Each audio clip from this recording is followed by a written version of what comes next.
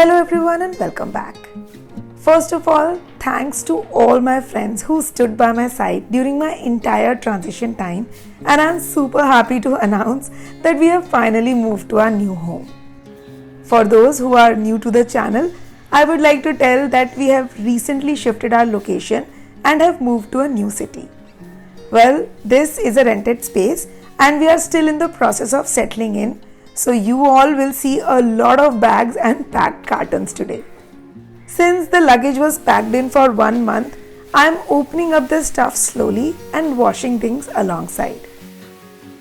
I am going very slow in terms of settling in, considering kids are young and their demand takes priority. So among the basics, the first thing was to open bags and fill in the cupboards so that all the bags and cartons are off the floor and there is some walking space in the house. I am putting things in the cupboard in a very random fashion at the moment because I'm only touching the basics to make the house functional first. Organizing will follow later. To tell you about the house, I am already in love with this one. I have two of my favorite spots in this house. First is the balcony, which has an amazing view that you guys will see a lot in the coming videos. And the second, yet most exciting, is my new kitchen, which I'll show you all in a bit. There is a lot of luggage in the house that is waiting to get its new home, but finding space for everything and putting them in its designated space will take some time. Until then, I'm making the best use of available storage spaces, shuffling household items to make more space, and putting things in the area where they actually belong and will find some spot later. I am excited to share a lot of organizing videos with you all and decided to share every space that I'll organize slowly. Thankfully, kids are going to school, so I get a good 3 hours in the morning to do most of my work. Karthik also rushes to the office in the morning, so he can only help post evening. But I'm taking a lot of help from local helpers and my house help to open stuff and pace up this work. And since house help is doing all the cleaning job, I'm paying more attention into settling in needs now.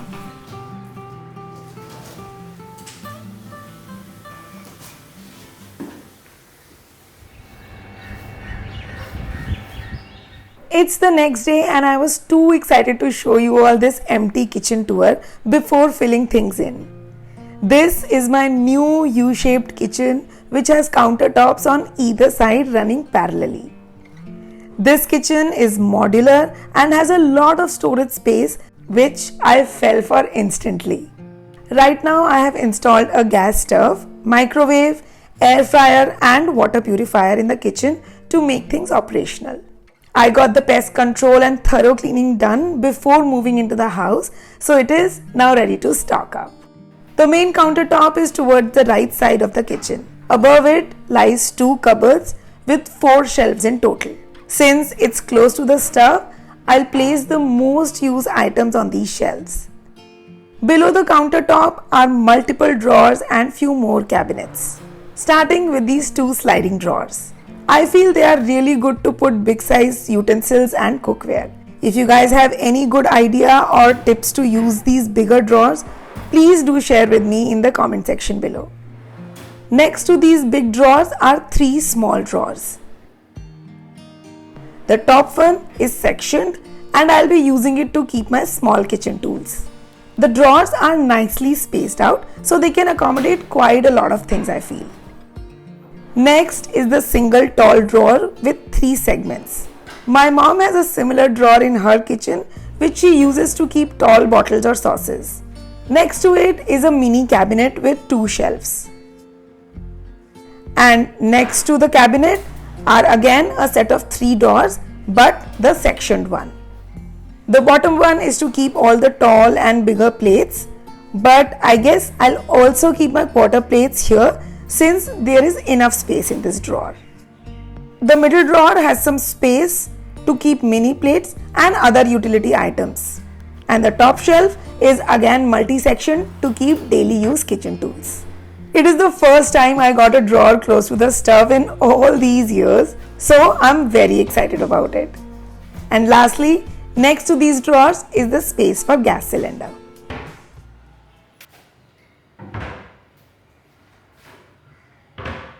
Now moving on to the left side of the kitchen. It again has 2 cabinets on the top with 4 shelves in total. The first one is for regular use. The other one has see-through glass to flaunt some crockery, I guess. Next to these 2 cabinets is a RO space and a floating shelf to keep sink items. On this side of the counter, I have put my microwave, and below the counter are again 2 big cabinets with shelves in it. And next to these cabinets is the under the sink storage space. And that is what the new kitchen looks like. It will be great to hear your suggestions in settling in this kitchen and making the best use of all these spaces. So do share your thoughts in the comment section below.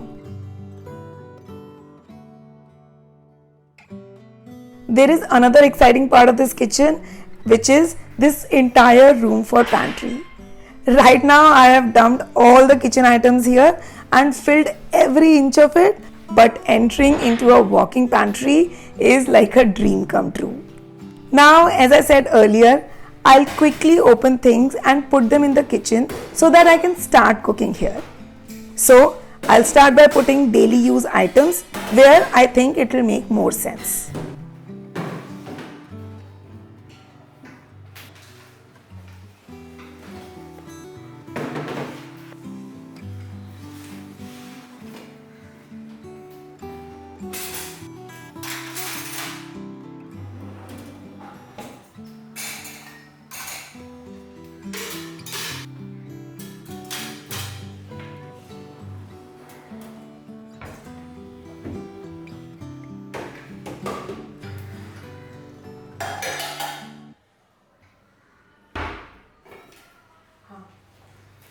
Two hours went by in putting things in the kitchen, and since there was only 1 hour left, I decided to start cooking for lunch and make some hassle-free and quick Shahi Paneer with beetroot raita and salad. I deliberately pick paneer on these days as it helps in avoiding a lot of chopping. So I'll take some onion, tomato and ginger and keep them aside.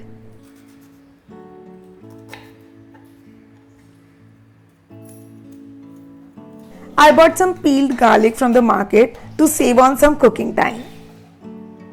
Next, I'll collect all the ingredients required for the sabzi, starting with some nuts since sabzi is shahi, and some whole spices.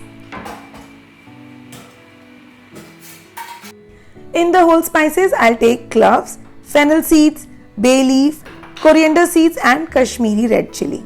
And that's it. Prep is done, so now let's jump on to the cooking. For this, we will need a cooker since I am making a quicker version of Shahi Paneer. It just feels so good to slowly catch up on regular routine. I got my masala box after a good 1 month and it really feels like home.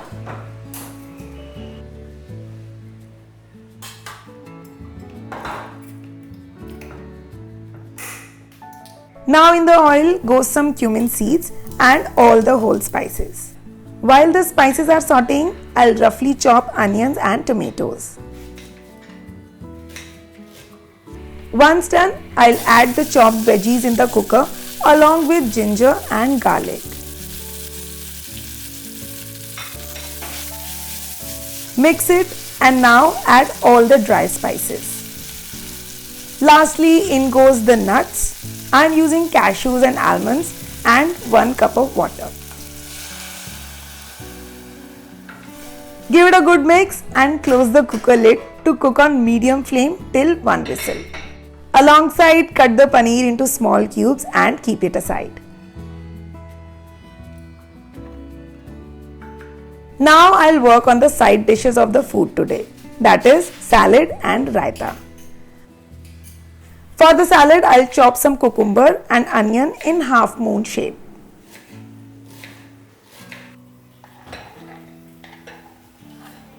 Next, I'll grate some beetroot for the raita.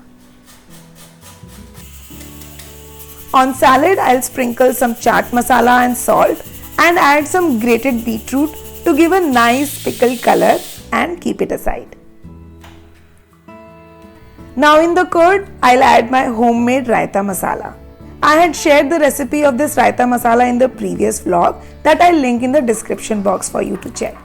Keeping such instant masala mixes ready reduces the cooking time in the kitchen and gives a lot of convenience. Now add the grated beet into the raita and it's done. While the whistles settle down, I'll chop some coriander leaves and keep them ready for the sabzi.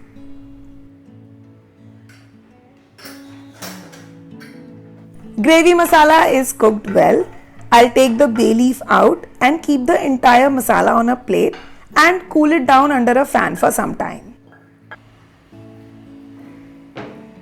Once cooled, I'll then grind it in a mixer along with some pieces of beetroot for a nice color. This is an excellent trick to avoid using food coloring and still getting a restaurant-like look to your dish. To cook the paneer, I'll take half teaspoon ghee and butter and add some Kashmiri red chili into it. Now I'll add the cut paneer. This step helps in retaining the texture of the paneer very nicely. Now add the gravy mix and stir everything well. Add around 1 cup of milk or cream if you like it to give a nice creamy texture to the sabzi and cook for just 5 minutes. Look at the color. I told you that beetroot is a great trick to use. Add lots of kasuri methi and chopped coriander leaves and give everything a good mix.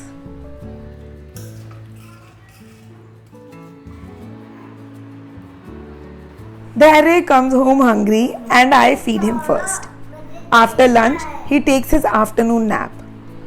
By the time he sleeps, Prithvi comes back and I then prepare our lunch plates. So on the lunch plate goes paneer makhani, beetroot raita, chapatis and onion cucumber salad. I'll also sprinkle some bundi on top of the raita to give a nice pop of color. Well, after plating I realized that this very much looks like a Barbie themed plate. I should have added beetroot paratha to complete the Barbie look, I guess. But what a feeling it is to serve a nice homemade plate of food on table. Prithvi and I enjoyed our warm plate of lunch together. Once the kids slept, my other agenda for the day was to open the crockery and put them in the cabinet. I had already opened a few cartons of crockery earlier, but a lot was still pending. Packers had packed every single piece of crockery separately in a newspaper, so opening each piece took a lot of time. I have a lot of crockery, partly because of my liking and partly due to YouTube, and I have also done a detailed video on different kinds of crockery that I have and their usage that again I'll link in the description box for you to check.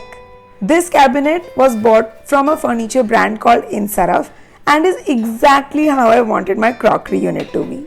The quality of their furniture is so well that I'm planning to do some more shopping from them. Also, because the festive season is coming, means my most awaited yearly shopping time. I intend to save for this time of the year and plan a list in advance. Last year, I bought a few cast iron cookwares. Last year was furniture shopping, and this year I'm planning to upgrade my stainless steel cookware. I will surely keep you all posted on that. And I'm so glad that we got the house before the festive season picked up, because last year I moved during Diwali, and while I tried my best, but still I missed out on a lot of different activities, especially calling friends and guests home. But hopefully I'll do that this year. So today, with all the time available, I could unpack 2 cartons before kids woke up.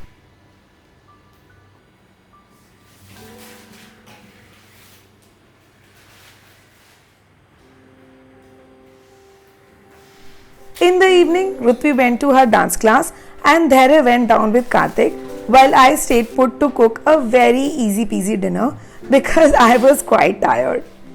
So I decided to make vegetable bread pizza.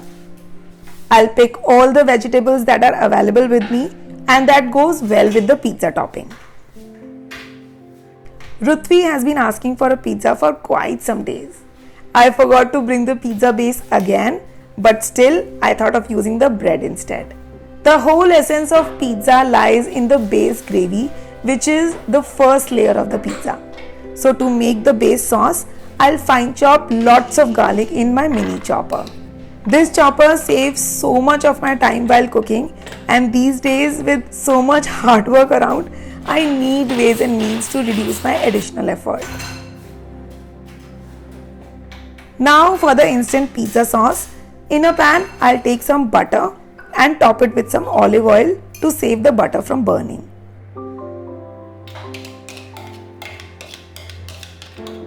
Saute chopped garlic for 10 to 15 seconds and then add some chili sauce, some tomato ketchup, lots of oregano and chili flakes and mix everything well. And that's it. That's how instant this sauce is prepared. But for the longer process, you can use the blanched tomatoes and make puree instead. So now I'll chop all the veggies for the toppings. I'm using onions, bell peppers and tomatoes here. You can add more as per your choice. Now on tawa, I'll smear some butter to slightly toast bread from both the sides. While the bread is toasting, I'll add seasonings to the chopped veggies and keep them ready.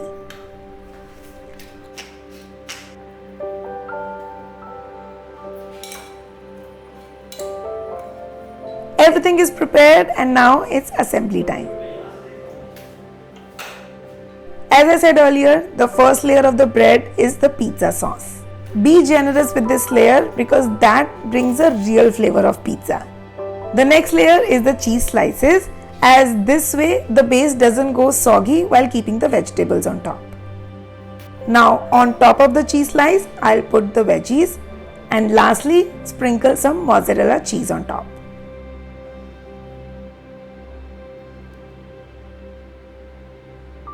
Now I'll toast the bread pizza on tawa and cook it covered till the cheese melts. While the first batch is cooking, I'll prepare a few more alongside. Once the cheese is melted, the bread pizza gets ready. You can make a normal pizza also in the same way if you like. I'll cut them into small triangles and make them easy to eat. Toasting bread earlier on tawa helps in retaining the shape of the bread while putting all the veggies on. But if you do not like a over toasted bread, you can assemble the toppings on bread first and then toast the pizza. I intend to go easy, especially on demanding days, and this bread pizza is an outcome of one such tough day. However, we are in the last leg of this entire transition and I'm glad I'm still able to put some home cooked food on table. I hope you enjoyed watching this vlog as much as I enjoyed sharing this life update with you all. Can't wait to get your comments, suggestions and recommendations for setting up my new house, especially the kitchen. Like this video and subscribe to the channel to motivate me and join me on Instagram for some daily life updates. And I'll see you in my next vlog really soon. Till then, stay tuned and stay connected.